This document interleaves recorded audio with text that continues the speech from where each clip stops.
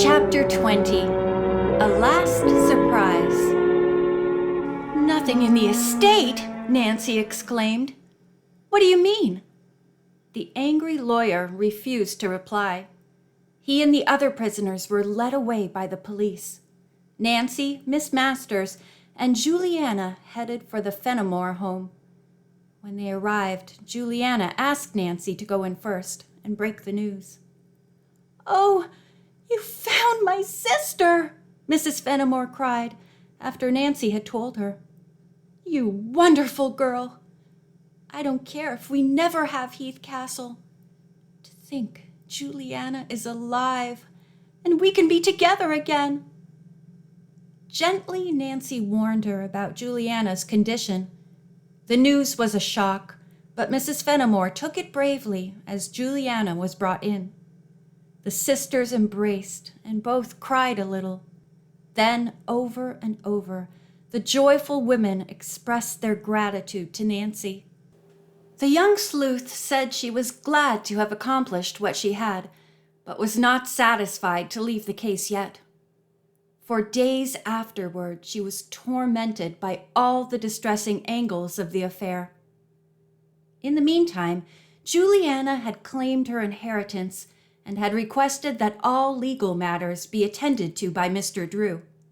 The lawyer had lost no time in having Hector and the other men prosecuted, and also brought charges against the woman who had impersonated the dancer.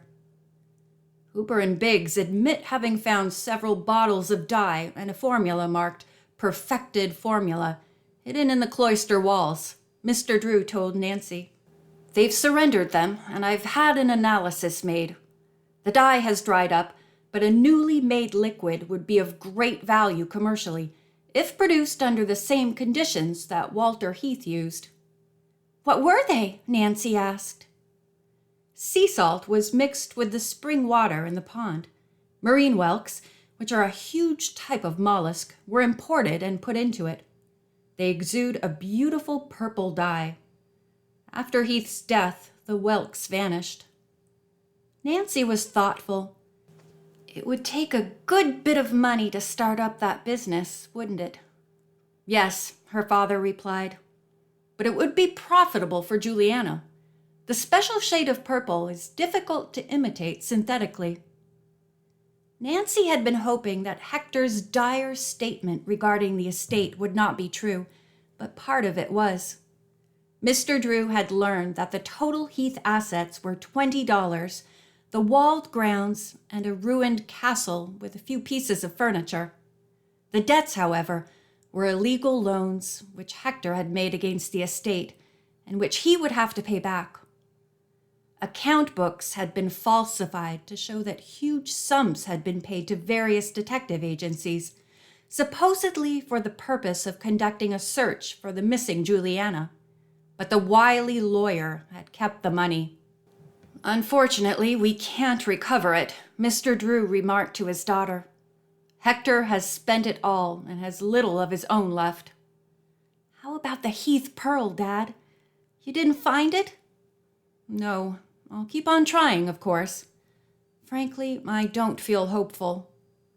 "Somewhere on those grounds," said Nancy, "there must be something of value hidden. After all, Walter Heath told Sam Weatherby there was another treasure." "I've had the place searched, Nancy.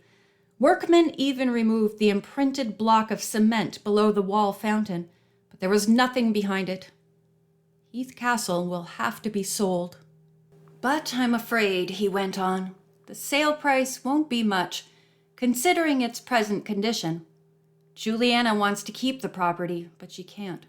She has barely enough funds to operate Jardin des Fleurs." It was some consolation to Nancy that she had brought the sisters together, but she felt as if she had failed in one of the most vital tasks of her life. "Even if I did find Juliana, I wasn't able to save the estate or help the Fenimores financially, and they need money so badly." Unwilling to give up, Nancy drove out to the estate one day after lunch to try to find the treasure which Walter Heath had mentioned. What can it be? And where? She asked herself.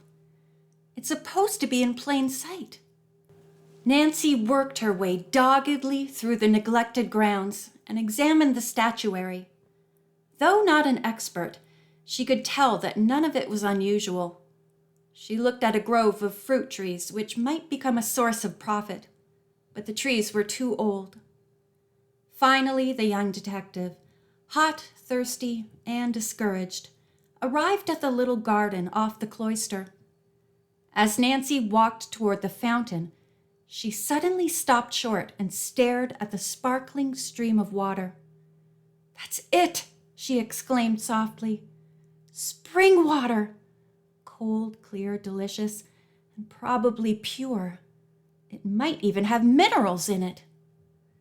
Nancy could visualize the estate as a health resort where people came to rest and drink the water. Or it could be bottled and sold, she thought. Excited by the idea, Nancy quenched her thirst, then hurried home to telephone her father. He promised to have the spring tested in the morning. The next afternoon, the Drews were delighted to learn that the water was pure and rich in minerals. A further search of the grounds revealed several more beneficial springs.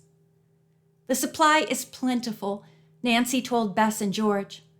"Dad will probably make arrangements with a bottling company to market it." In the meantime, Nancy had remembered the beautiful shells she had found in the pond.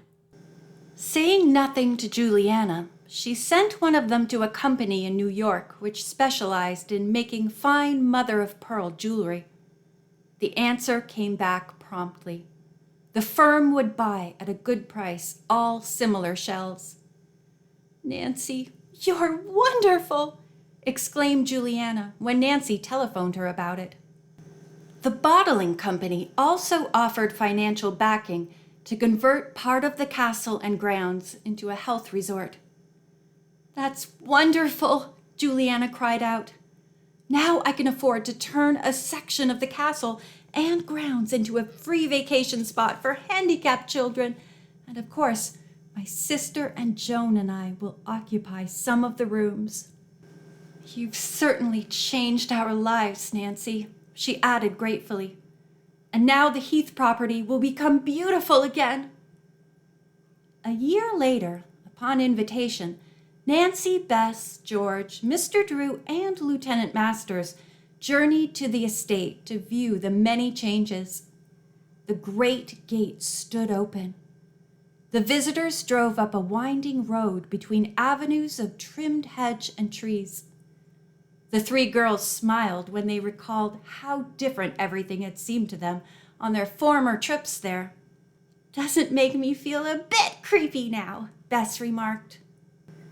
"Those penetrating eyes that spied on us from behind the evergreen," Nancy said, "were Hoopers or Biggs." "With Cobb Hooper in jail, what has become of Mrs. Hooper and Teddy?" asked George.